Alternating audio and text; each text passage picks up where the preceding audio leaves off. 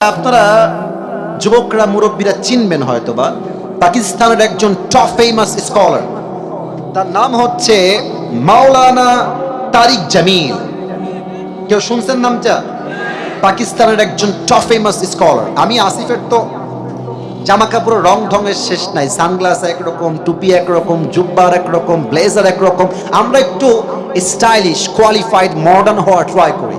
But মাওলানা তারিক জামিল একদম সাদা সিধে মানুষ, অলওয়েজ সাদা পাঞ্জাবি, অলওয়েজ সাদা পায়জামা, অলওয়েজ সাদা পাগড়ি। কালকে বা কয়েকদিন আগে আমি তার ইউটিউবে একটা লেকচার শুনছিলাম অ্যাবাউট তাকওয়া নিয়ে। উনি একটা বাস্তবিক ঘটনা বললেন, আমি জাস্ট তাকওয়াকে বোঝাবার জন্য বলতে চাই। বলা যাবে নাকি যাবে না? পেছনে পারমিশন পাইছে, সামনে আওয়াজটা বেশি একটা কানে আসে নাই। বলা যাবে কি যাবে না?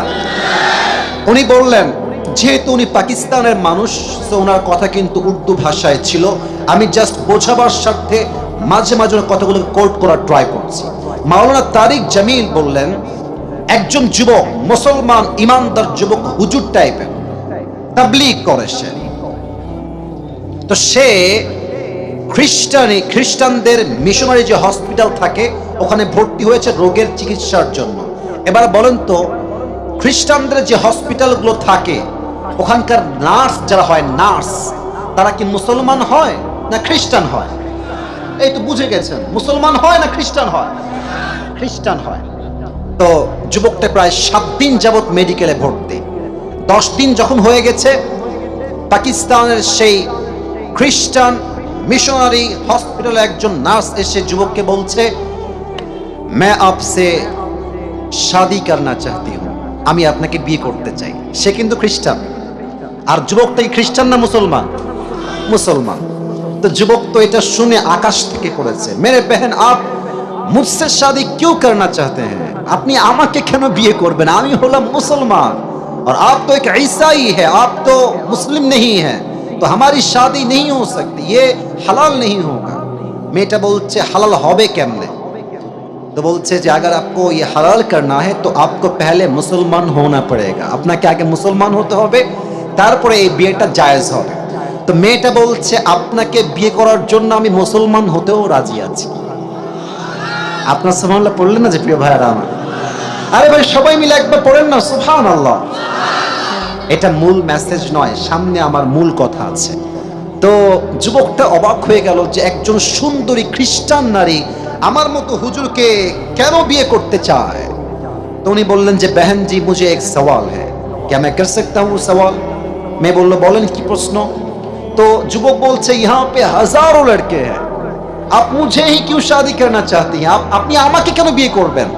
তো মেয়েটা এক অসাধারণ কথা বলেছে, বলছে, मैं एक नर्स हूँ और यहाँ का सबसे खूबसूरत नर्स मैं ही हूँ और मुझसे ज्यादा खूबसूरत कोई भी यहाँ पे नहीं है। तो जब भी मैं इस रूम में आता हूँ तो मैं देखता हूँ कि हर कोई मुझे आंख उठा के देखती है कि कितनी हसीन लड़की यहाँ पे आई हुई है, लेकिन तुम अकेला एक इंसान हो, जब भी मैं आती हूँ यहाँ पे तुमने कभी भी मेरी तरफ आंख उठा के नहीं देखा। আমি দেখেছি প্রত্যেকটা যুবক আমি রুমে আসলে ফেল ফেল ফেল ফেল করে তাকায় থাকে, কত সুন্দরী মেয়ে আসছে, বাট তোমাকে আমি দেখেছি তুমি কখনো একটা পলক আমার দিকে চোখ তুলে কখনো তাকাও না। তো আমি একজন মুসলমানকে বললাম যে যুবকরা আমাদের দিকে তাকায় না কেন, এই যুবক আমাকে দেখে না কেন? তো সে আমাকে বলল যে তারা তাদের রবকে ভয় করে, তারা জানে আমি যদি হারাম ভাবে কোনো মেয়েকে তাকায় থাকে দেখি, আমাকে কেউ না দেখলেও দেখে একজন, তিনি কে? तो मैंने सोचा कि जिस नौजवान के अंदर खुदा के लिए इतना खौफ है, इतना डर है उसके दिल में खुदा के लिए, तो अगर वो मुझसे शादी कर ले तो मैं तो खुशनसीब बन जाऊंगा। আরে যে যুবকটা হৃদয় আল্লাহর প্রতি এত ভালোবাসা, আল্লাহর প্রতি এত ভয়, ওই যুবক তো বিয়ে করে আমাকে কখনো ঠকাইতে পারবে না, ঠিক কিনা বলে? সেই মেয়েটা সেখানে কালেমা পড়ে মুসলমান হয়ে গিয়েছে এবং যুবককে বিয়ে করে একজন শ্রেষ্ঠ আদর্শবান নারী হয়ে গেছে। সুবহানাল্লাহ পড়বেন না আপনারা? কেমনে হইল এটা? তাকওয়া। আরেকটা কথা আজকে বলেই ফেলি, যেটা কখনো আগে বলি নাই, এটাই ফার্স্ট টাইম বলছি। আমাকেও অনেক খ্রিস্টান মেয়ে বিয়ের প্রস্তাব দিয়েছে, অনেক হিন্দু মেয়ে বিয়ের প্রস্তাব দিয়েছে। এটা আপনি ভাববেন হুজুর আপনি কি শো অফ করছেন? না, একটা মেসেজ আছে। মনে রাখবেন হিন্দুরা অনেকে হিন্দু আছে, বাট তারা জাস্ট বাধ্য হয়ে হিন্দু আছে, যেহেতু বাপমা হিন্দু তাই সে হিন্দু। বাট অনেক হিন্দু আছে এমন যারা সুযোগ পেলে কালে পড়ে মুসলমান হয়ে যাবে, ঠিক কিনা বলে?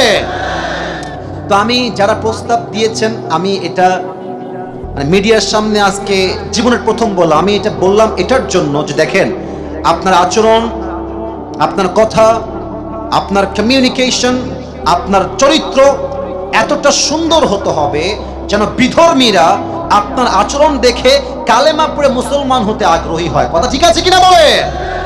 তো আমি দেখেছি একজন মেয়ে যে হিন্দু আমাকে বিয়ে করার জন্য খুব বেশি পাগলামি সে করেছিল। এটা আমি আবারও বলছি, আজকে ফার্স্ট টাইম বলছি, জাস্ট বোঝাবার স্বার্থে যে ইসলামটা কত সুন্দর একটু বোঝার ট্রাই করেন। তো যখন সে খুব বেশি পাগলামি করছে, মানে সব করার ডান, কাগজ করে নিয়ে আসছে, মুসলমান হয়ে যাবে, জাস্ট বিয়ে করতে চায় সে।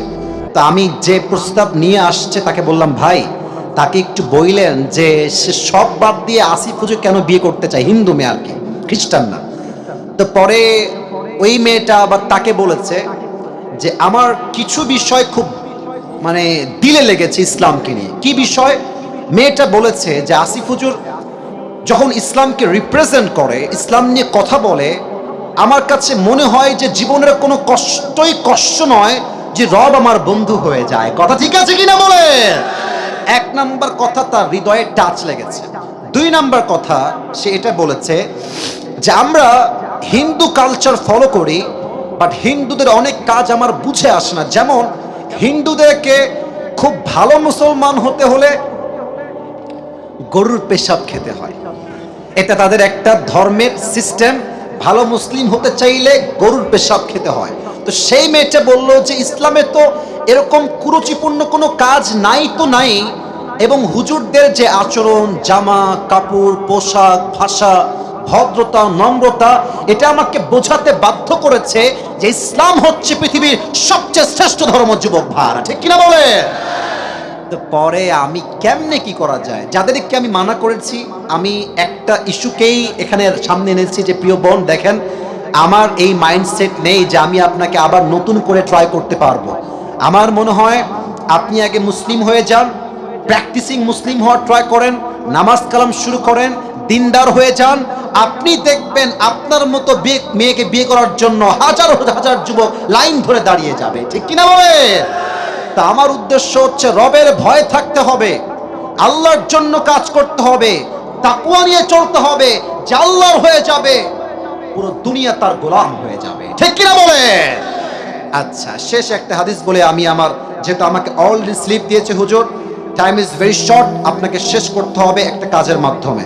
তো আমি চাই, আমি আসছি 2:40-এ, এখন বাজে প্রায় 4টার কাছাকাছি, আর মাত্র 5 মিনিট 4টা বাজতে মনে হয় বাকি আছে। আমি সবাইকে চাই, সবাই এই মুহূর্তে 2টা হাত তুলবেন, সবাই, কেউ বাদ যাবেন না। আমি যা বলতে বলি সবাই বলবেন। বলেন সবাই হুজুর। আরে ভাই জোরে কোন বলেন সবাই হুজুর। আমরা। এত আস্তে কেন বলেন সবাই? আমরা দিনাজপুরের সন্তান। আপনাকে এত আস্তে বলেন সবাই, আপনাকে। এবার জোরে বলবেন, ওয়াদা দিলাম আমরা কেউ দোয়া না করে উঠে যাব না। হাত কোথায়? এমনে উঠে যাব না। সবাই বলেন দিল খুলে ইনশাআল্লাহ। আর একবার বলেন সবাই ইনশাআল্লাহ। প্রবাদ বাক্য আছে না একটা, যে শেষ ভালো যার সব ভালো, তো এটা আমরা সবাই জানি। আর একটা জিনিস দেখেন, প্রায় 1.5 ঘন্টার কাছাকাছি আমি কথা বলছি, এখান থেকে উঠেই যায় না, ডানবামি হয় না। এটাই প্রমাণ এই দিনাজপুরের মাটি পুরোটা ইসলামের ঘাঁটি আমার যুবক ভাইরা, ঠিক কিনা বলে? আপনি বিশ্বাস করেন, রংপুর, দিনাজপুর, সৈয়দপুর, নীলফামারী, ঠাকুরগাঁও, এখানে যেই পরিমাণ প্রোগ্রাম হয়, পুরো দেশের টপ লিস্টে এই বিভাগ, এই জেলাগুলো রয়েছে যুবক ভাইরা, ঠিক কিনা বলে? আল্লাহ এই মানুষগুলোকে কবুল করুন, সকলেই দিল খুলে পড়েন আমিন।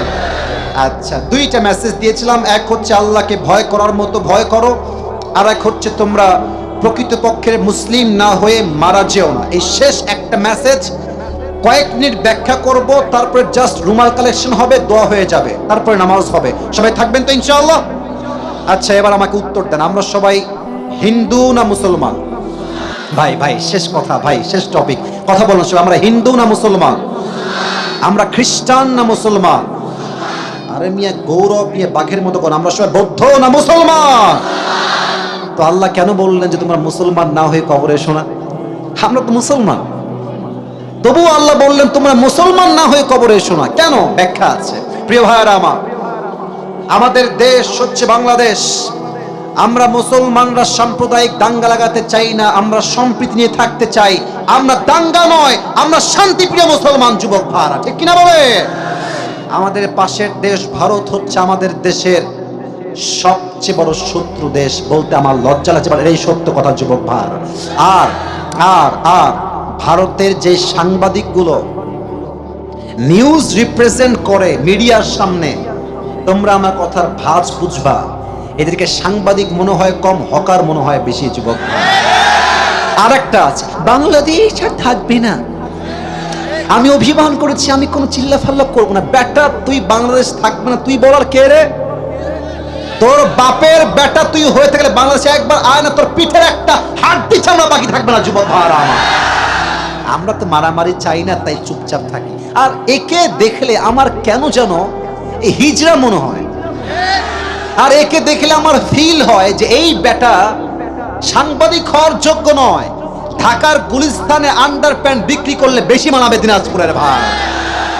আমরা মুসলমান ঘরের সন্তান, তাই আমরা দাঙ্গা চাই না। তবে ভারতকে বুঝতে হবে, আমরা সংখ্যায় কম হতে পারি, বাট আমাদের মাঝে ইমানের জোর আছে, কোরআনের ভালোবাসা আছে।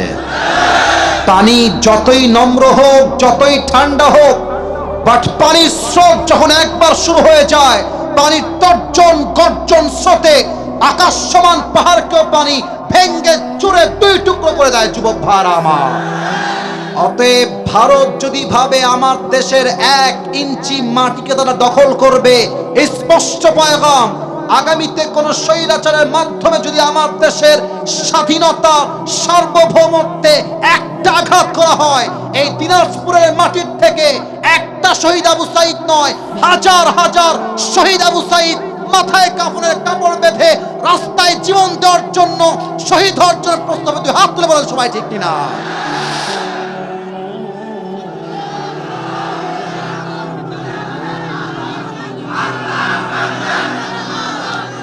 এটা এটা শুধু দিনাজপুরের মাটি নয়, এটা রংপুরের মাটি। কারণ দিনাজপুর হচ্ছে রংপুর বিভাগের মধ্যে পড়ে, কথা ঠিক আছে কিনা বলেন সবাই আমাকে? আর রংপুরের নাম শুধুমাত্র আজকে বাংলাদেশে নয়, গোটা বিশ্বের প্রত্যেকটা কান্ট্রিতে রংপুরের নাম পৌঁছে গিয়েছে যুবক ভাইরা আমার। এই বাংলাদেশ দ্বিতীয়বার স্বাধীন হয়েছে, এই স্বাধীনতার সূচনার দ্বিতীয় ইতিহাস তৈরি হয়েছে রংপুরের শহীদ আবু সাইদের মাধ্যমে। যদি আগামীতেই বাংলাদেশে ইসলামের রাজ কায়েম হয়, ইসলামের পতাকা যদি পক পক করে উঠতে হয়, রংপুরের মাটির থেকে ইসলামের পতাকা, কালেমার পতাকা পক পক করে যুবক ভাইরা আমার। আর একটা কথা সবাইকে বলতে চাই, শেষ কথা, আল্লাহ বলছেন মুসলমান না হয়ে কবরে এসো না। অতএব আমরা হয়তো মুসলমান নামে হয়েছি, কাজে হতে পারি নাই। দাড়িও আছে, টুপিও আছে, সুদ খাই, ঘুষও খাই, এটার নাম আসল মুসলমান নয়। মুসলমান হবে সেই মুসলমান, আসল মুসলমান, যার সামনে বাতিলের মসনদ থরথর করে কাঁপবে, বা সেই মুসলমান বাতিলের সামনে মাথা করতে প্রস্তুত হবে না, ঠিক কিনা বলে? আল্লামা মামুনুল হক সাহেব নাম শুনছেন আপনারা সবাই? আমির হামজা হুজুর নাম শুনছেন আপনারা সবাই? মিজানুর রহমান আজহারি নাম শুনছেন আপনারা সবাই?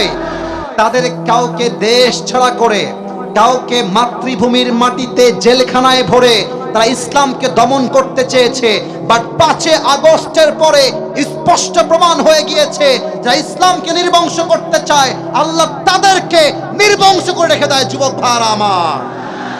আজহারি আবার এই মাস থেকে তাফসীর মাহফিল শুরু করবে 27 ডিসেম্বর থেকে। আমাদের বিশ্বাস এই পুরো বাংলাদেশ ইসলামের রাজ্য কায়েম হয়ে যাবে ইনশাআল্লাহ। আর যদি এই বাংলাদেশে ইসলামের রাজ কায়েম করতে, কোরআনের রাজ কায়েম করতে বুকের তাজা রক্ত ঢালতে হয়। এই বুকের তাজা রক্ত ঢেলে এই দেশের মাটিতে আল্লাহর রাজ কায়েম করতে কারা কারা প্রস্তুত, হাত তুলে আল্লাহকে দেখায় দাও।